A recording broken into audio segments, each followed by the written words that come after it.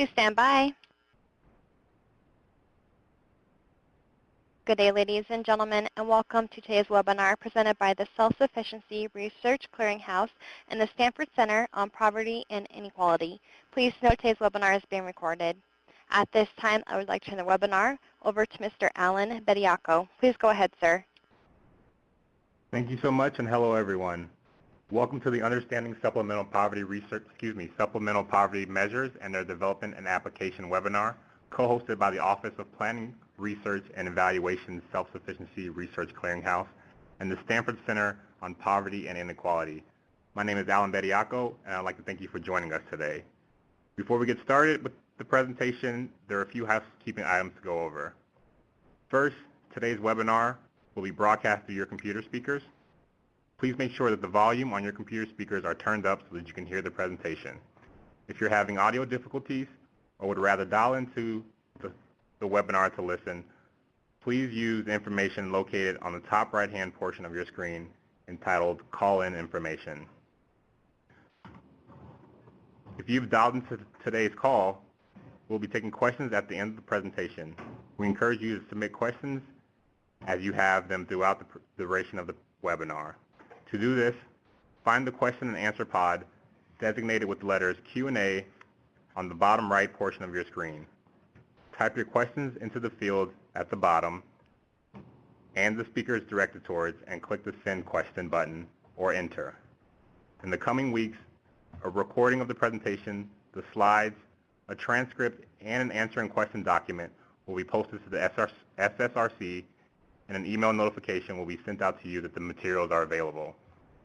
Today's webinar will feature Dr. Trudi Renwick, Chief of the Poverty Statistics Branch at the United States Census Bureau, Dr. Marybeth Mattingly, a research consultant with the Stanford Center on Poverty and Inequality, and Dr. Mark Levitan, Director of Poverty Research for the New York City Center on Economic Opportunity. Before we give the floor to them, Louisa Jones, Principal at ICF, who's worked with the SSRC for over 6 years, will provide a brief overview of the Self-Sufficiency Research Clearinghouse. Louisa? Good afternoon, everyone. The Self-Sufficiency Research Clearinghouse, or SSRC for short, is a virtual portal of research and resources on programs and policies designed to improve the self-sufficiency of low-income individuals and families. The goals of the SSRC are to create a virtual repository of research on self-sufficiency, provide a forum to engage researchers, practitioners, and policymakers, which is critical for generating high-quality self-sufficiency research and using research to inform practice.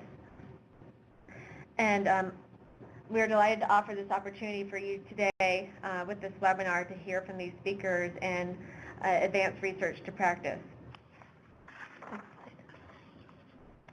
If you're wondering how to use the Self-Sufficiency Research Clearinghouse in your work, there's 3 primary areas: being able to find research, accessing different tools, and connecting with other self-sufficiency stakeholders. Our library has a topical architecture which you can search for different resources using robust filters and doing browse and search functions. We also have other tools that will enhance your ability to use and understand research. This includes our emerging scholars. We have 4 scholars every year who rotate for 3 months where we highlight their research. These are new, as the name entails, emerging scholars who are kind of on the cutting edge of looking at different types of self-sufficiency research. And we also make sure that they host a webinar, which we are hosting a webinar next week, December 11th, if you would like to sign up for that with our current emerging scholar. We also have other tools about voices from the field where you can really hear from practitioners and policymakers in the field. We also have a compendium of data sets which are searchable, and you can actually use those as tools to help your research. And we also have different resource guides and a glossary of self-sufficiency terms. In terms of networking and collaborating and connecting with other self-sufficiency stakeholders, we have a technical working group comprised of 21 different policymakers, researchers, practitioners, and also foundation members who provide strategic advising to the Self-Sufficiency Research Clearinghouse.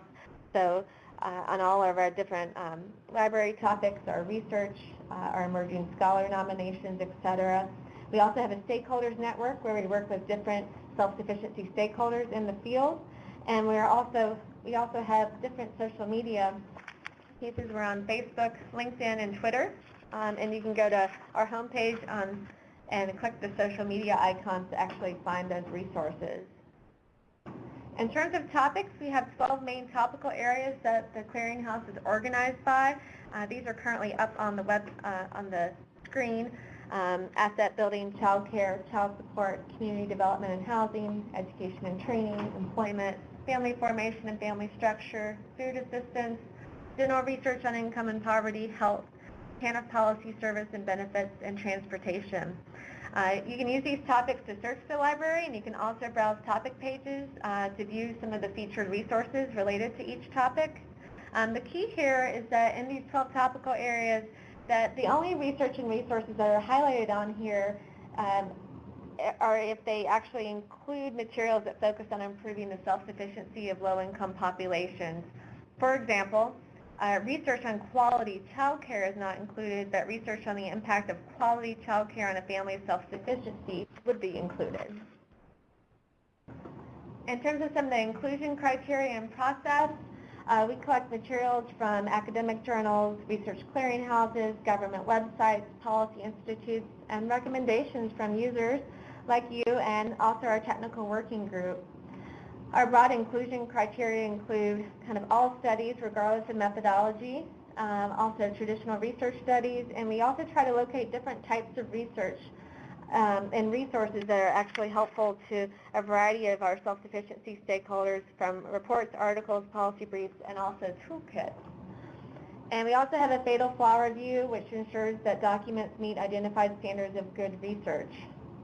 We do include some examples of some of the places we pull resources from: EBSCO Host, Google Scholar, MDRC, the National Center on Poverty, Research Connections, OPRE, the GAO, and much more. And materials are considered for inclusion. They actually go through a review process where they're screened for relevance and quality, and then we apply tags to them so that you can actually look by topic and subtopic and keywords. And we strive to be very inclusive of all types of different material. In terms of actually connecting, we hope that you are getting our email blast and newsletters. You can join the SSRC by subscribing at this link. And then you can also follow us again on social media. We're on Facebook, LinkedIn, and Twitter. And also plan to attend our next webinar, December 11th. Our webinar is with our Emerging Scholar on Family Structure, Stability, and Child Well-Being. You can also submit resources to our collection for consideration, and then also share events for our calendar. And then in this upcoming year, we expect a My SSRC application to come to fruition, so look forward to seeing that. I'm going to now turn it over to our first speaker. Trudi Renwick is the Chief of the Poverty Statistics Branch at the U.S. Census Bureau. She oversees the branch's processing, analysis, and publishing of poverty estimates collected in several surveys, including the Current Population Survey's annual Social and Economic Supplement, the American Community Survey, and the Survey of Income and Program Participation. The branch is also responsible for research and alternative methods of measuring poverty, and Renwick has written a number of papers exploring technical aspects of the new supplemental poverty measure. Renwick joined the Census Bureau in 2008 after working for many years in New York as a senior economist for the Fiscal Policy Institute and the Public Utility Law Project. She has also worked for a number of nonprofit advocacy groups, including Families USA and the National Association of Farm Worker Organizations. Trudi, I'm now turning it over to you. Thank you. Thank you. Well, good afternoon. I'm going to thank everybody for joining us. This is a pleasure. So let me begin.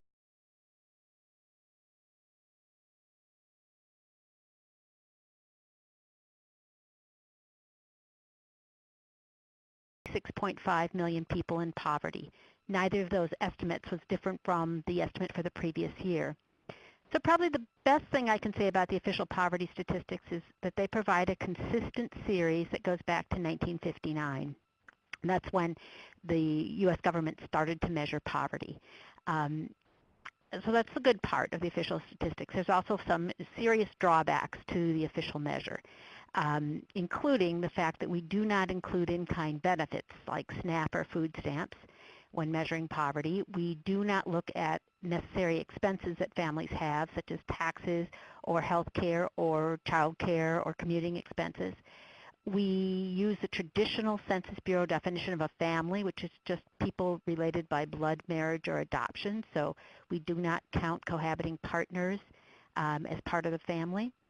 The thresholds we use are based on a methodology that was developed in 1963 and since then has only been updated for changes in the Consumer Price Index. So there's been no reflection of higher living standards over the past 50 years in these thresholds. And finally, these thresholds are the same everywhere in the country. So there's no recognition that it might be more expensive to live in New York City than in rural Mississippi. In light of these criticisms, the Obama administration put together an interagency technical working group in late 2009, which put out a document on March 2nd of 2010 with their observations and their suggestions for a starting point for a single alternative poverty measure for national poverty statistics.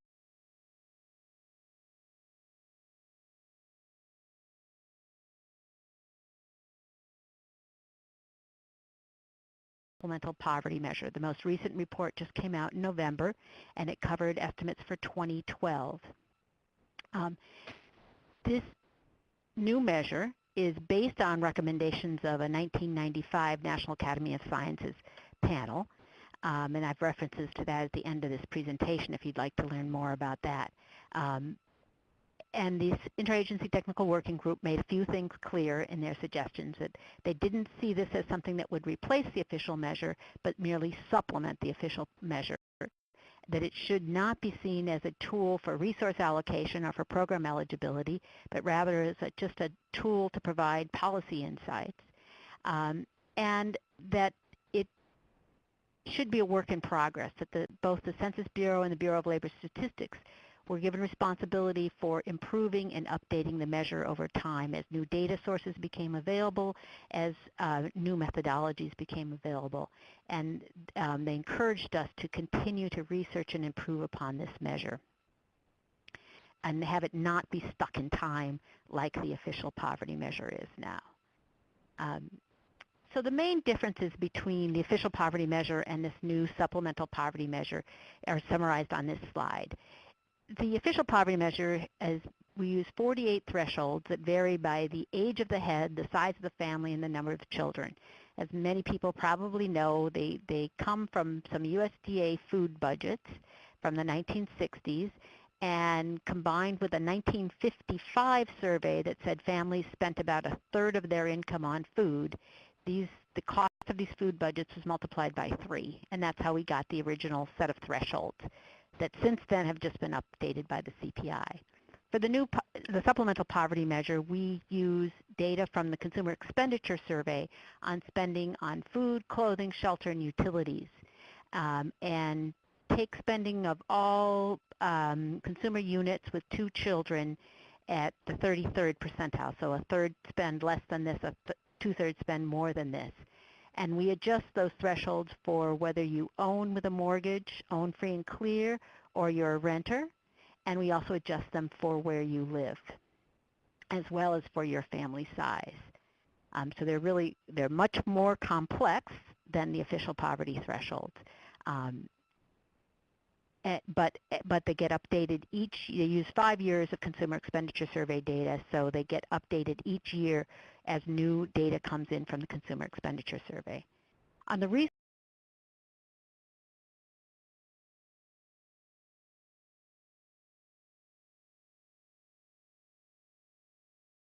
but your food stamps, your housing assistance, and your earned income tax credit does not get counted. For the new measure, we use a more comprehensive measure of resources that starts with the cash income and then adds non-cash benefits and tax credits, subtracts out taxes, and also subtracts out other necessary expenditures.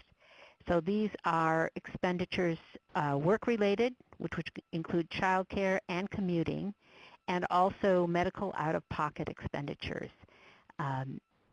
Since medical care is not included in the thresholds, we subtract it from the resource side in determining your poverty status. And finally, we've tried to modernize the unit of analysis. As I said before, the official is based on the family. The supplemental poverty measure takes the traditional family but adds into that family cohabitors and any relatives of cohabitors. And it also brings in the unrelated children under 15 that we just totally ignore in the official poverty measure. So those are the major differences. Here's the results for 2012. You could see a slightly higher poverty rate. Now, you'll see that here it says 15.1% for the official poverty rate. That's because that's now including those unrelated kids under 15, mostly foster children that get excluded from the official measure. In order to do an apples-to-apples comparison, we've included them in both.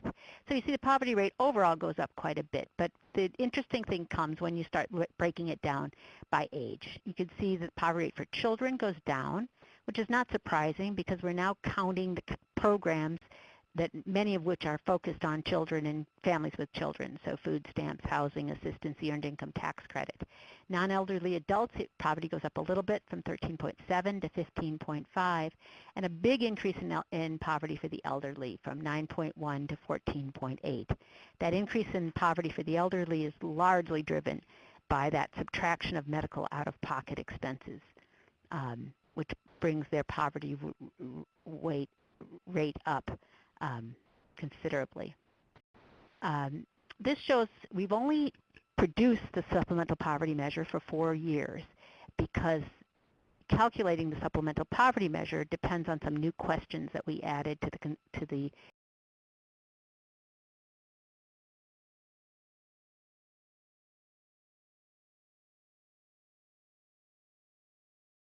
So what you can see over time is that the two, while they're different, they've moved pretty much in tandem. There was no change in the SPM rate between 2011 and 2012, no change in the official rate between 2011 and 2012. I think one of the most interesting things that we can do with the supplemental poverty measure is look at the impact of particular programs and policies on poverty rates. And so the next few slides are just going to go through some of those highlights. First one looks at Social Security, which is included in both the official and the SPM, but we can see that if it weren't for Social Security, the SPM poverty rate would be 8.6 percentage points higher than it is. That one program has the biggest impact on reducing poverty of all the programs that we've listed here. Next slide looks at refundable tax credits. Those reduce poverty by 3 percentage points. So if the SPM rate was 16%, it would have been 19% had it not been for the refundable tax credits. And the next slide shows the impact of the Supplemental Nutritional Assistance Program, or food stamps, 1.6 percentage point decrease in poverty. And finally, this next slide looks at on the other side, what subtracting medical out-of-pocket expenses does. That increases the poverty rate by 3.4 percentage points. That subtraction. The other thing we've looked at with the supplemental poverty measure is a little bit of what it does to the overall distribution. And here it's a little hard to see, but it's kind of interesting to look at the very bottom. Sometimes that's called extreme poverty, so people below 50% of the poverty threshold. And the official measure is 6.7% of the population. In the supplemental poverty measure, we only have 5.2%. So that's showing us that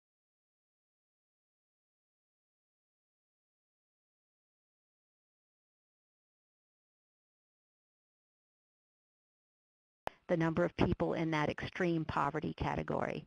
We also see changes at the top. You can see that the percent of the population with more than 400% of the poverty threshold falls from 36% under the official to 18%, almost in half under the SPM. And that's largely driven by subtracting taxes from resources, looking at after-tax rather than before-tax resources, as well as subtracting the medical out-of-pocket and other work-related expenses. So it's shrunk both extremes of the distribution and really increased the number of individuals living in the middle. Next, I just want to look quickly at the current population survey only covers about 100,000 households a year.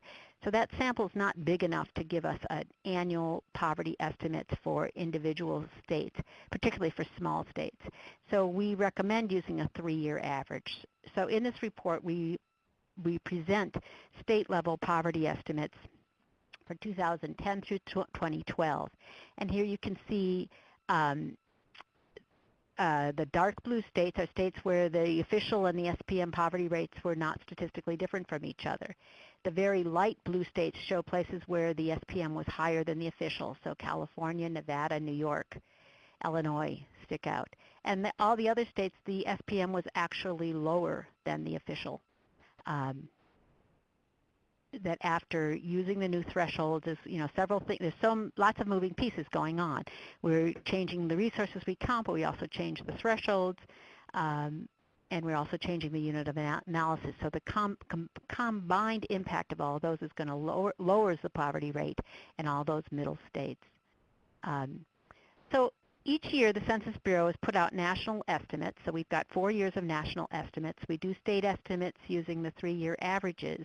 We put on a research file online that lets people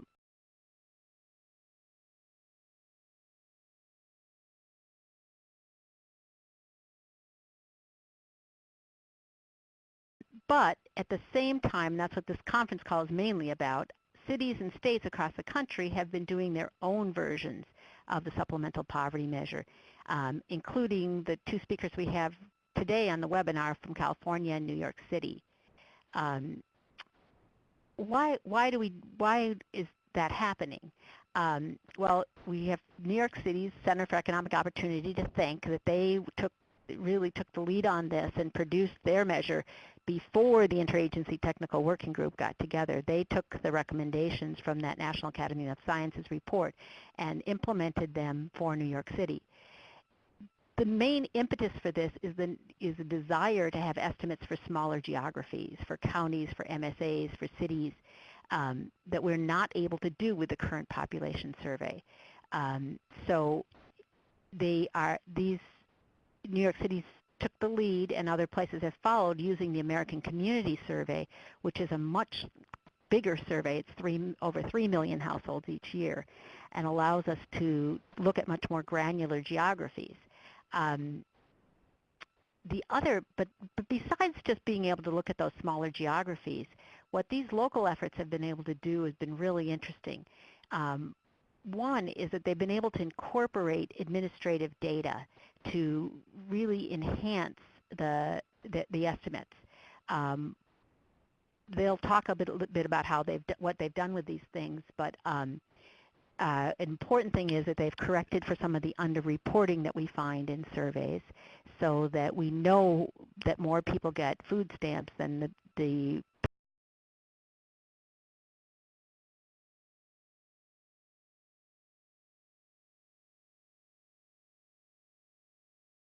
programs. They've also been able to address some state-specific policy concerns that we wouldn't necessarily focus on if we were doing this at the national level. One example I like to use is Wisconsin. Wisconsin's invested a lot of money in their Badger Care program, so when Wisconsin does their poverty measure, they implement it in a way so that it really highlights the impact that Badger Care has had on their low-income population. California, as Beth will talk about in a minute, has done an adjustment in their data to look at the undocumented immigrants and to make sure that we're not assigning benefits like food stamps to undocumented immigrants who would not be eligible for those programs. New York, I forgot to put it on this slide, but New York has got a lot of different housing situations, a lot of subsidized housing and rent control. And so in their measure, they took great pains to have those policies reflected in their measure, that particular New York City issue that might not come to light if we were looking at it nationally. And finally, all of these efforts have really they've been pioneers in just experimenting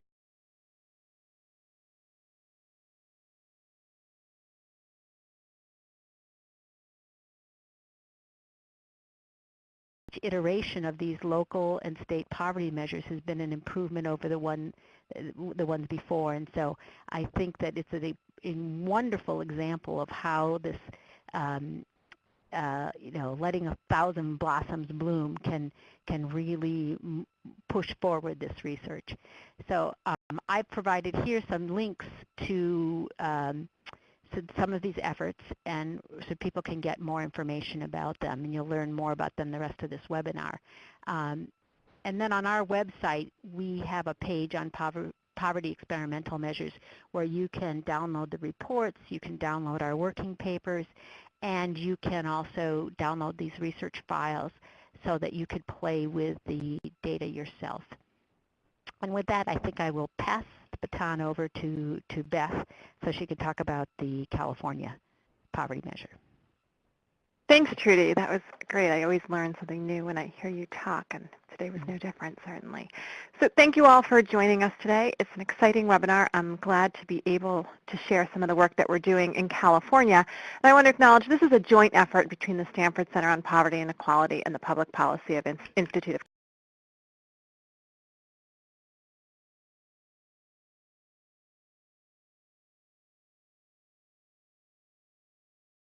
on 5 key questions. Just an overview, how much poverty is there in California? And what do we learn differently from the different measures, the official poverty measure, the supplemental poverty measure that the Census Bureau puts out, and then from our new California poverty measure? Does poverty vary much across California counties?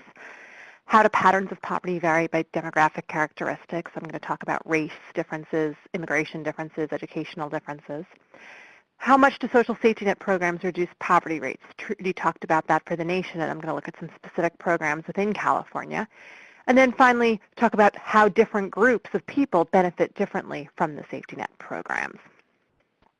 So the motivation for this, I'm not going to go too much detail here because we just heard from Trudi about some of the limitations of the official poverty measure, but the big motivation was to overcome some of those limitations in addition to overcoming some of the limitations that we see with the SPM.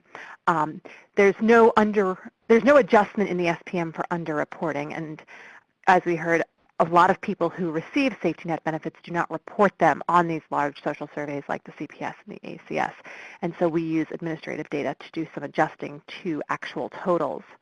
Also, SPM is based on a relatively small survey in the current population survey, and we can't look within smaller counties and drill down to do within state estimates.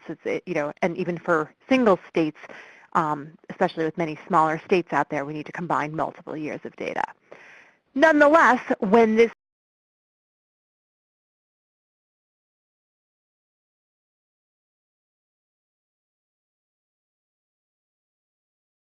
on in the state. And another piece of the equation are that California is unique in some ways that aren't necessarily accounted for in the census data. And 2 that I listed here are the large population of undocumented immigrants. And we run through an algorithm to identify who the likely immigrants are and to adjust some things. We know that undocumented immigrants themselves are not eligible for most social safety net programs, for example. And then California also has something called the SSI cash out, where folks receiving SSI income are not eligible to participate in CalFresh, the state's supplemental nutrition assistance program, but rather get a small cash payment each month that's, for many people, smaller than their CalFresh benefit would be. So we needed to make some adjustments to account for that policy. So we build off the American Community Survey, and we do imputation from the current population survey, California administrative data, and a host of other sources. And we do county-level housing adjustments. So rather than looking at at larger groups, we look specifically within counties at renters and owners with a mortgage who are more similar, and then for owners without mortgages who have much lower housing costs. And we adjust our estimates for the underreporting of CalFresh and CalWorks, and like I said, for the SSI cash out. And finally, we adjust for undocumented immigrants' ineligibility for social safety net. So the overall equation that we use is to consider all of the resources available to families using the SPM definition of families. So we include cohabitors, we include all children in the household under age, even if they're not related by blood or adoption. And we look at the earnings of all the family members, the cash and non-cash safety net benefits,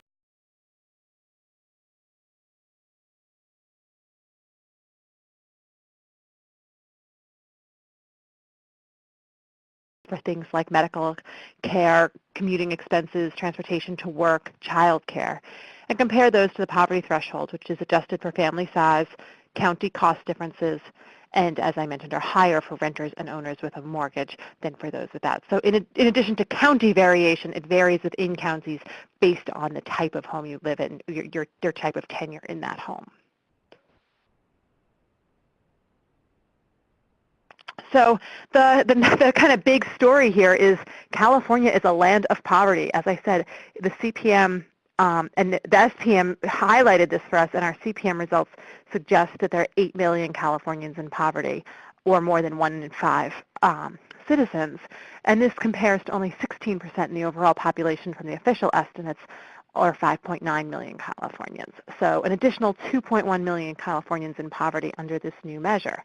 But as I show in the next slide, this measure actually finds slightly lower rates in California than the SPM finds. And we think this is largely driven by the underreporting of social safety net programs. So when we better capture and better match those administrative totals, we still find rates that are dramatically higher than the OPM, largely driven by the high housing costs in California, but rates that are a bit lower than the SPM estimates. As you see here, one of the things we note is that most Californians live in high-cost areas.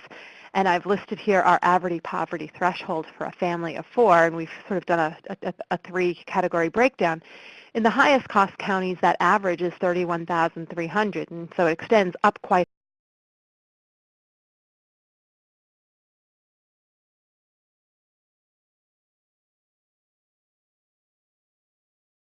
most cost counties. That threshold is higher than the official poverty threshold at just under $23,000 for these families. So looking at how poverty varies across California, traditional wisdom with the official poverty measure sort of suggests that poverty is concentrated in the more agriculture and less urban parts of the state. But once you factor in the cost of housing and all the other adjustments that we do with the CPM, we actually find heavy concentrations of poverty in the major cities and in the urban areas. So those are the darker places on the maps here. Looking at demographic characteristics, there are no real surprises here. And here I just compare the official poverty rate with California poverty measure. And we in general, and there are some exceptions, but in general we see the same trends. So females have higher poverty than males, and a lot of this is probably structural because women are more often bear the sole responsibility for children than males do. We continue to see racial differences, although interestingly, blacks are one group for whom the poverty rate actually goes down under the California poverty measure. And we're still unpacking this to see if it's because blacks in California live in lower cost areas or because of their better access to the safety net. So we don't have a final answer, but it is an intriguing finding. But I'll also highlight by how much some of the other racial groups go up, including Hispanics and Asians. And that's also reflected in the very high rates of immigrant poverty. I didn't show the numbers here, but immigrant poverty rises by, I believe it's about 12 percentage points under the CPM as compared to OPM. And then we also see that education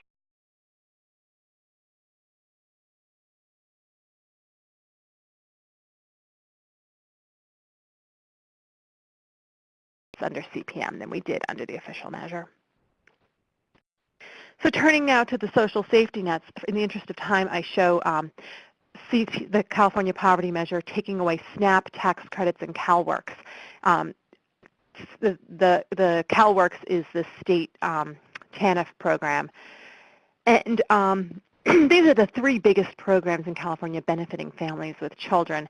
And other than CalWORKs, they are not included in the OPM because OPM is pre-tax income. And then the gray shows the CPM minus the total safety net benefits that we were able to consider, including things like Social Security, which are included in the official poverty measure.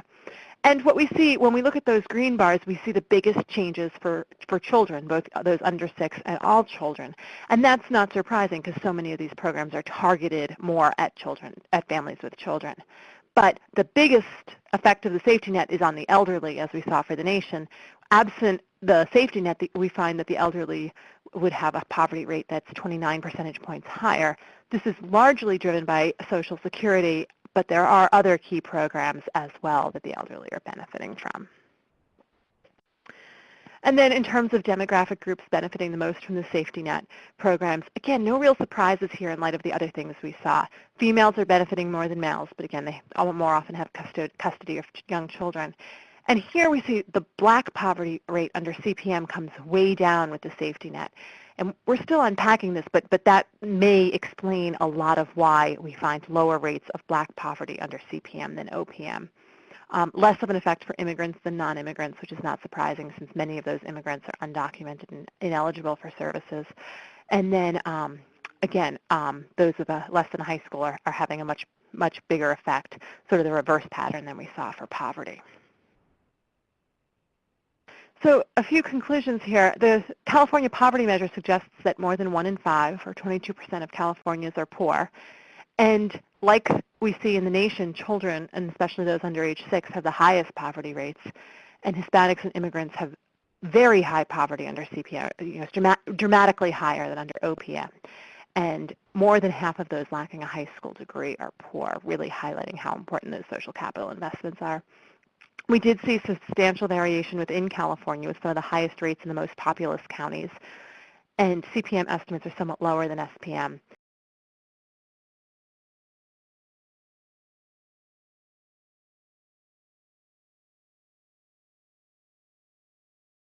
In California.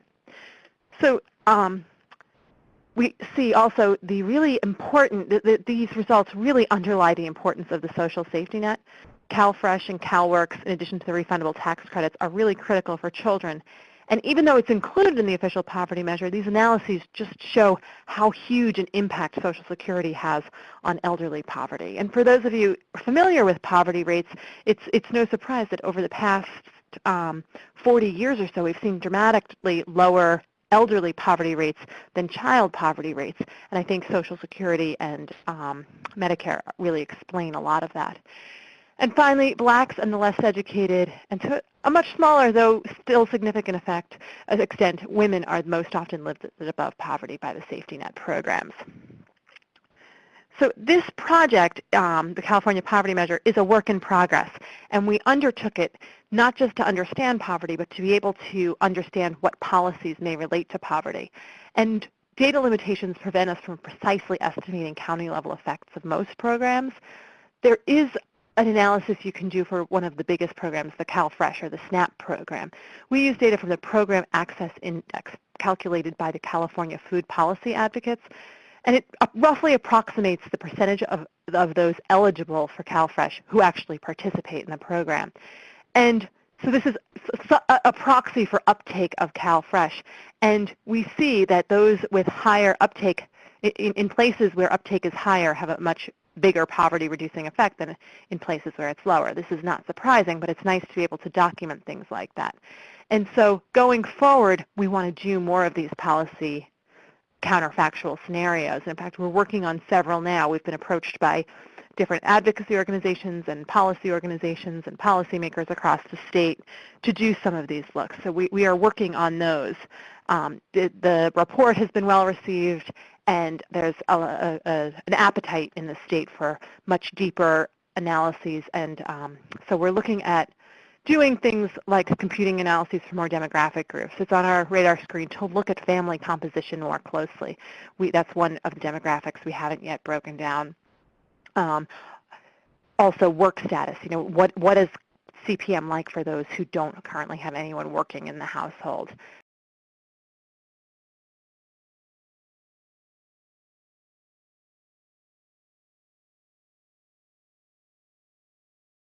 Going backward for a few years so that we can both assess trends, but also then we can combine multiple years of data to drill down and see what's going on in the sub-county level within the state.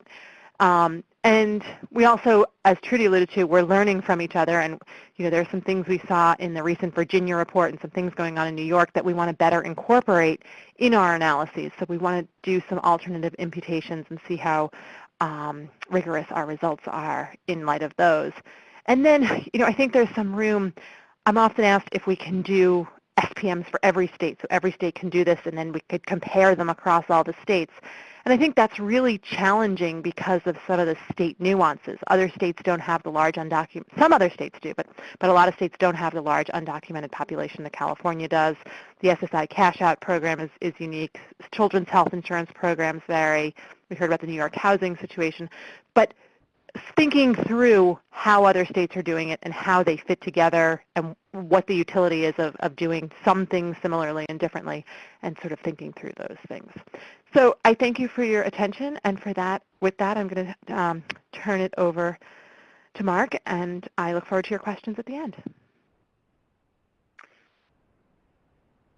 Well, good afternoon, everyone. It's a pleasure to join you.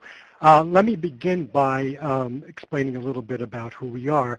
The New York City Center for Economic Opportunity, or CEO for short, is an agency within the Office of the Mayor of the City of New York.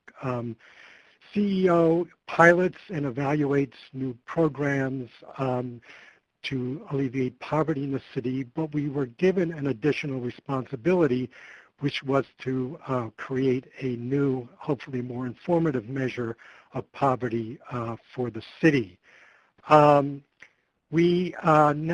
first report was issued in August 2008, and that's been followed by 4 subsequent annual reports. So we now have 7 years of data, a kind of baby time series. But we've been working hard to make our reports and our poverty measure part of the institutional life of city government. And toward that end, I'm really tickled that next week the New York City Council is going to consider legislation to mandate mayors to come to continue to issue annual reports based on our methodology. And this has really been a gratifying result of all the work we've been doing over these years. Like the California group, we've been using the American Community Survey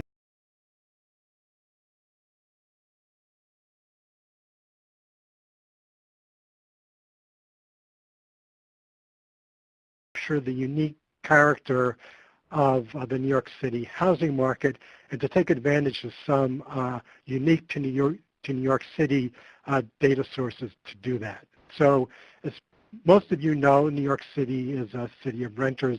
2/3 of our households are renter households. New York is famous for having very high rates, and they are high if you're paying the market rate. I think something that's underappreciated is that many renters in the city, particularly low-income renters, are protected by means-tested housing subsidies and the city's very extensive system of rent regulation. So our threshold is based on the U.S.-wide SPM threshold before the adjustment for housing tenure status. The one adjustment, of course, we're making to the U.S.-wide threshold is to adjust it upward for the inter-area differences in housing costs. On the income side, like the other measures, we're counting what's available to families to meet the needs represented in the threshold. So it's the cash resources along with the tax benefits and the in-kind benefits like food stamps and housing assistance. But all the differences in housing status, in housing program status, tenure, Those are accounted for on the income side of our measure, and I'll talk a little bit about that in the slides to come. So here for 2011 is the U.S.-wide SPM threshold for before any adjustment for housing status, just under $25,000 for the two-adult, two-child family. And the housing portion of that's almost a half, is a little bit over $12,000. We're applying an adjustment factor for New York City of almost 1.5, which brings the housing portion of the threshold up to over $18,000. And when that gets added back to the unadjusted non-housing portion of the threshold, we end up with a reference family threshold of just under $31,000 for the city. So this is about 24% higher than the U.S.-wide SPM threshold. So what are we doing on the resource side to adjust for differences in housing tenure and program status? So we are trying to understand the advantage of living in non-market rate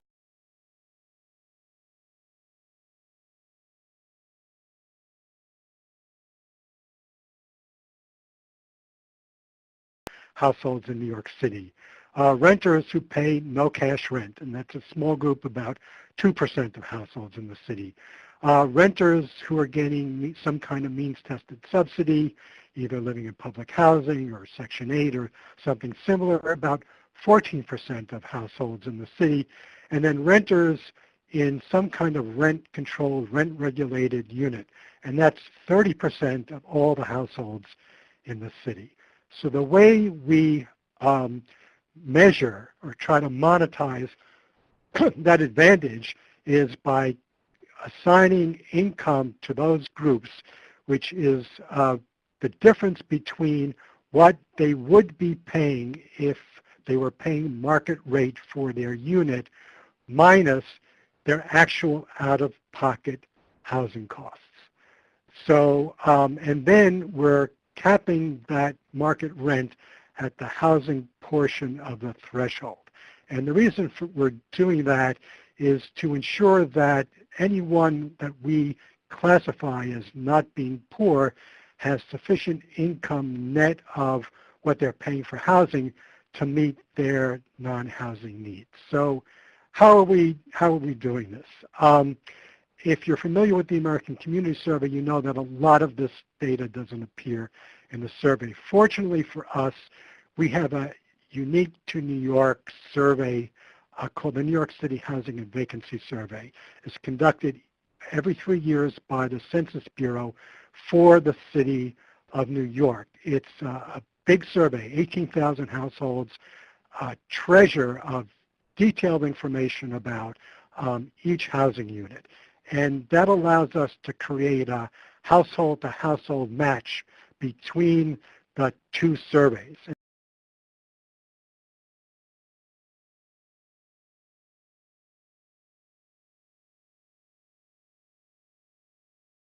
In the housing and vacancy survey. So we get a really high quality match that allows us to identify which households in the American Community Survey are likely to be under some kind of rent control or in public housing or is getting some kind of tenant-based subsidy.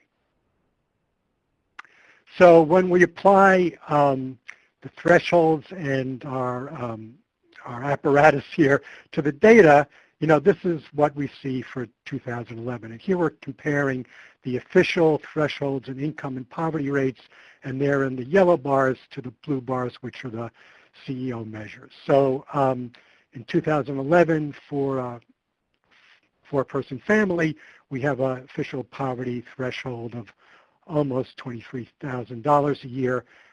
Ours is about $31,000. So our poverty threshold is 36% higher than the official threshold. The second two bars compare our measures of income. So the official income bar you see there is pre-tax cash measured at the 20th percentile of its distribution, and that's about $23,000. The blue bar next to it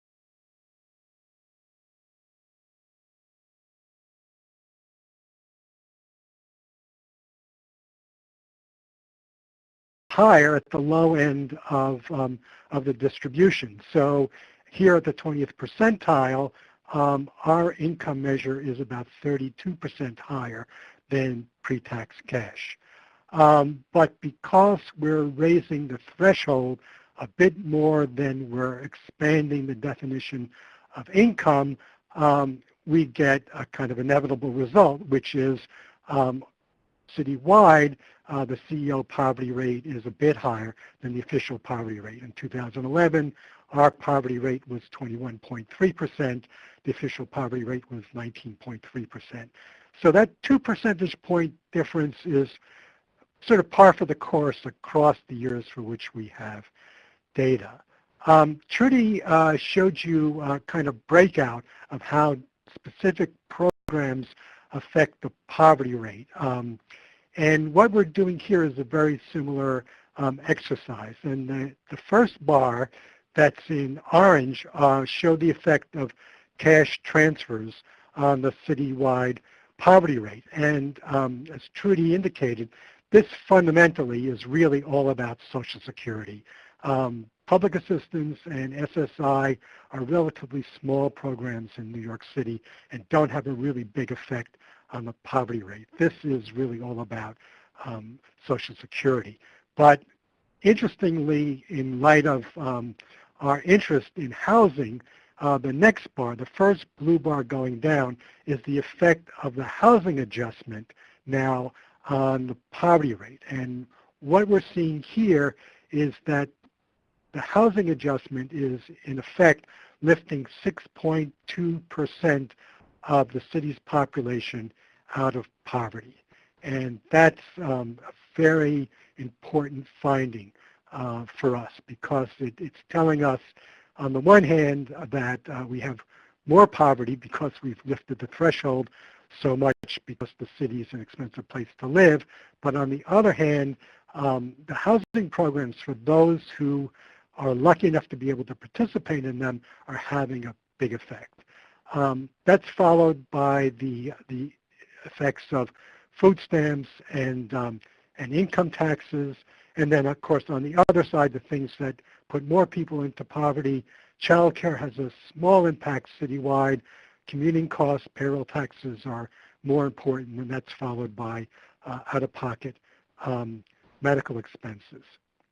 One thing that Trudi mentioned, and it's become important in the policy discussion here in New York City, is how the two measures differ in how they measure extreme poverty and near poverty.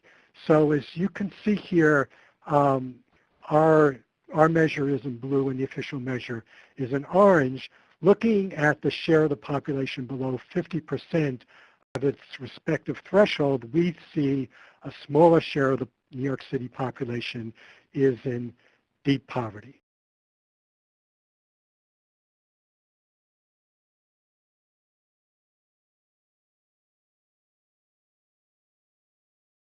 Of our poverty line relative to the New York, to the official poverty line, and it's almost 46%. And if you've been following the election campaign here in New York, that 46% number was used every day on the campaign stump by our mayor-elect Bill de Blasio. What's driving this is really the differences in our income measure. And so what you can see here is within each band, we've calculated official or pre-tax cash income and CEO income. And so at the very bottom of the distribution, we see almost twice as much income as you would see if you were only counting pre-tax cash. As you move up, that difference narrows and then gets reversed at that last band between 125 and 150% of our threshold. And what that's telling us is that our measure is picking up the program phase-outs and cliff effects as income rises. And I think that's really an important policy finding going forward. I can see that almost out of time, so I'll just leave you here with our little baby time series. And you can see that while the city's economy was expanding from 2005, the first year we have data for, to 2008, there is a drop in our poverty rate. The ovals represent year-to-year changes that are statistically significant. Since that time, the poverty rate has climbed, although the change from 2010 to 2011, sort of a hopeful sign, was not large enough to be statistically significant. So always more to say, but maybe we can pick it up in the Q&A. Thanks a lot.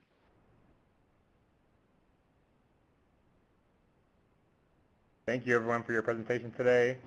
At this time, we'd like to transition to the Q&A portion of our webinar. I'll hand it over to Brent Orrell to facilitate the session. Just as a reminder, feel free to continue to submit questions in the Q&A pod. Again, that is located on the bottom right-hand portion of your screen, designated with Q&A. And at this point, we'll begin the Q&A session. Thanks, Alan. So while we're waiting for people to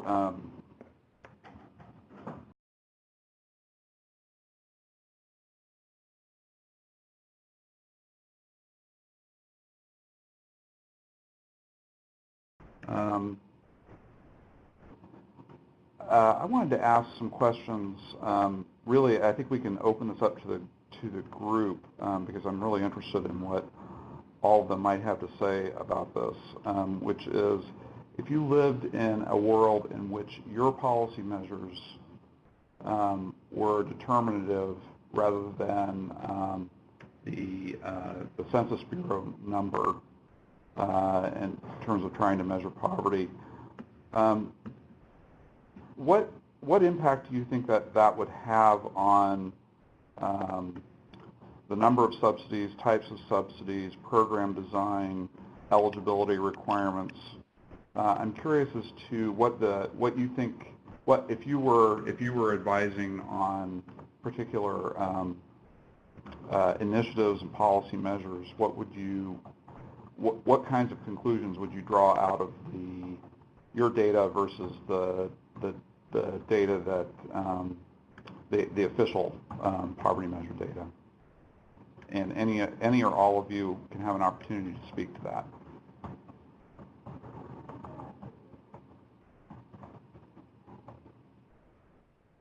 Well, I'll start the ball rolling. I mean, this is, New Yorkers are, totally obsessed with real estate, and our measure is really a very housing-centric measure at the end of the day, and I think it's appropriate. And so for us, this, housing and affordable housing is really ought to be,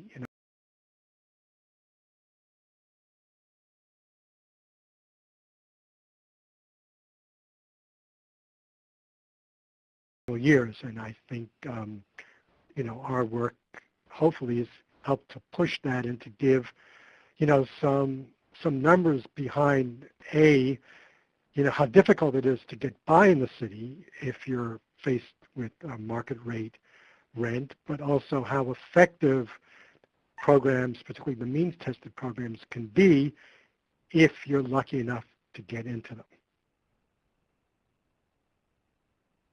I mean, Trudi, I mean, I think the key thing that we'd be able to do with this new supplemental poverty measure is to look at these marginal impacts.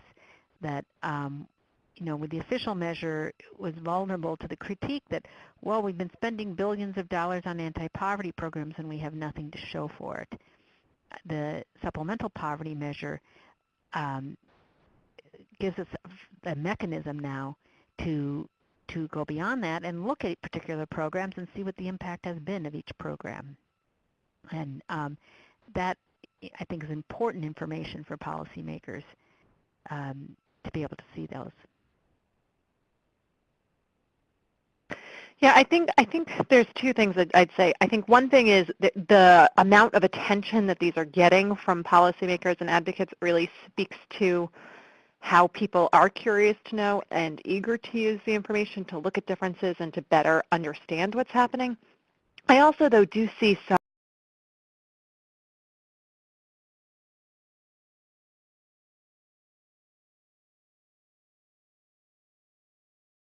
even though a lot of these measures have a lot of improvements on the official poverty measure, they're still somewhat limited. And I think we have to acknowledge that there is some unmeasured quality of life difference between living in San Francisco at below $35,000 a year, which is in poverty under CPM, and living in rural Mississippi under $22,000 a year. That there are still some differences, and that we need to triangulate between different resources and different understandings of what poverty and need are really like.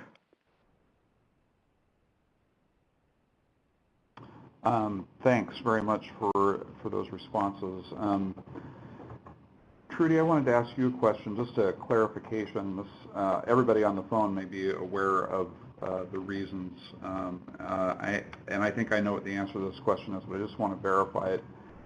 The federal definitions around this, as you noted, haven't been changed ever. Can you tell us why that has never happened, and to what extent there are conversations about changing the way the federal measure is put together?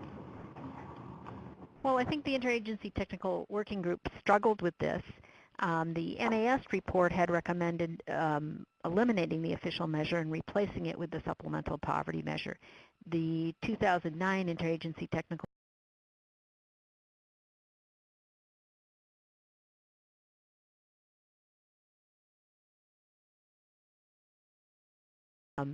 we lose the historical time series if we drop the official measure. That's the only way we can measure what's happened all the way back to 1959. But the second thing is there's, I think, some important information to be gained by looking at who would be poor if we only count cash income. And it's important, I think it's interesting to look at both those measures together in developing policy. I always use the example of, people say, well, you should use the SPM to distribute anti-poverty money. Well, we probably don't want to do that, because if a state were to do the right thing, quintuple its earned income tax credit, eliminate all the poverty in the state through the state resources, we wouldn't want that state to be penalized and therefore not get any federal funds because its new poverty rate would be so low. That would really be a perverse incentive for states to try to attack poverty in their states. So I think there's a usefulness in having the two numbers. Most other countries have more than one poverty measure, so there's not a need to have a single metric out there. So it's not statutorily mandated that you measure it this way. This is a policy choice by. Well, we don't have a statute for the official measure either.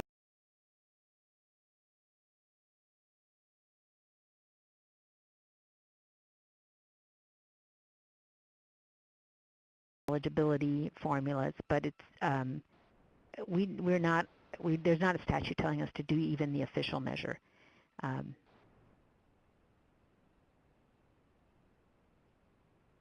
Great, thank you very much, Trudi. We have a question from the participants, or one of the participants, and it is, how were medical out-of-pocket MOOP expenses incorporated into the California and New York City SPM measures? That's part one of the question. And part two is, were these expenses imputed onto the ACS data, or was something else done? I can answer that for California. We imputed from similarly situated people in the current population survey. We did a regression model and then used those coefficients from a variety of characteristics to impute the dollar values to different families based on their characteristics in the ACS. And the technical details of that are in the technical appendix. And at the end of my slides, there's a link to those if anyone is interested. And we're doing something similar in New York City, but with a different data set. Since we go back before the CPS to ask questions about out-of-pocket medical expenses, we're using the Medical Expenditure Panel Survey, which is a very in-depth survey of medical expenditures put out by the Agency for Healthcare Quality and Research. Okay, thank you. We have another question from the participants. Are there any members of the House or Senate who have been particularly interested in phasing out of the current poverty guidelines in favor of an alternative measure such as the SPM or another measure? Is anybody who's taken this on as an issue that the panel might be aware of?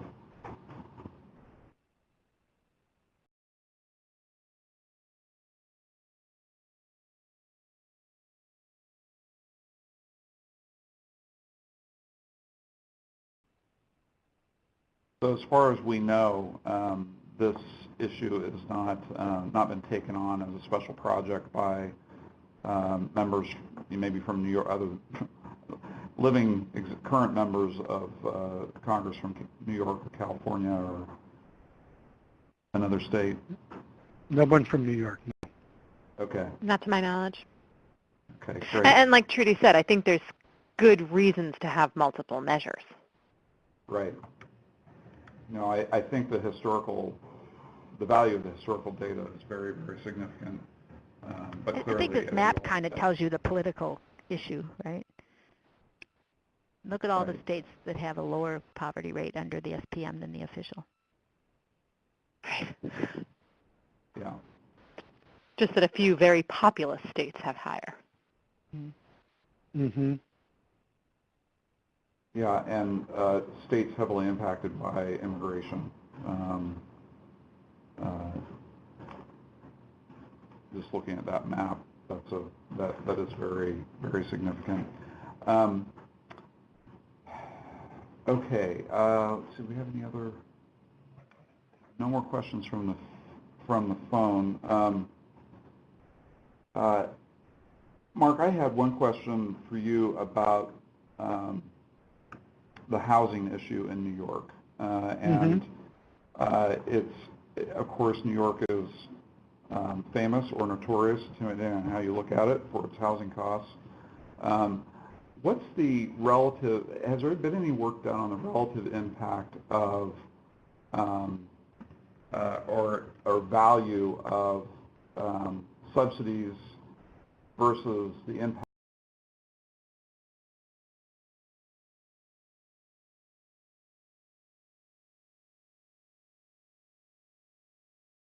Or there's an imbalance there that's helping to drive housing costs. I don't know if that question makes sense, but I'm always interested. I didn't catch the last part of it. You were breaking up. Yeah, it just. I'm sorry. It was really a question about trying to tease out the relative impacts of rent control versus subsidies on housing affordability in New York. Has any work been done on that?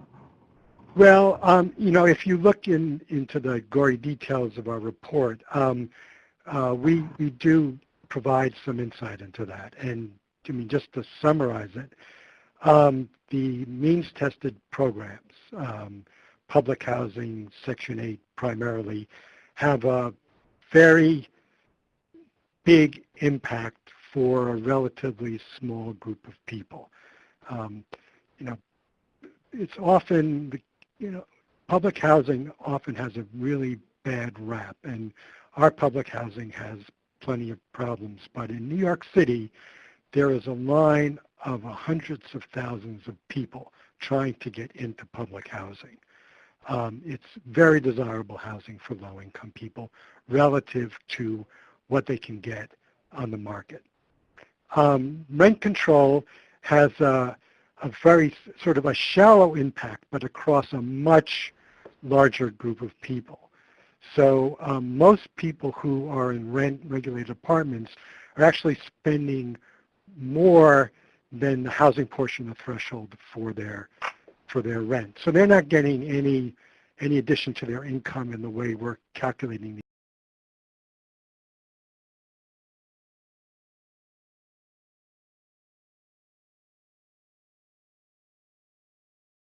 housing. The effect there is, is rather large, although it's, thin. Thanks very much. Alan, you want to close us out? Sure. So this concludes the end of our webinar. As a reminder, there will be a recording posted to the SSRC webpage that will have the presentation and the slides, transcript, and a Q&A document of today's webinar.